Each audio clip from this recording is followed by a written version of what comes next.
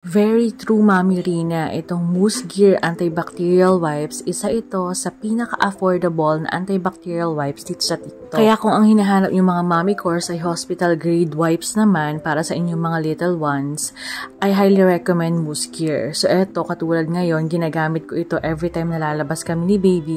Ito ipinangpupunas ko dun sa high chair na gagamitin niya, dun sa table na kakainan niya. For me, mas thick yung texture niya kumpara dun sa ibang mga antibacterial wipes. Makapal siya and malapad. Tingnan nyo, yan yung kamay ko, mas malaki pa yung wipes kaysa dun sa kamay ko. Ayan siya.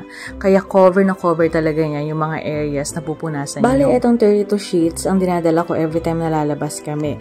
Merong available dyan na 100 sheets na pwede nyong pangbahay yun.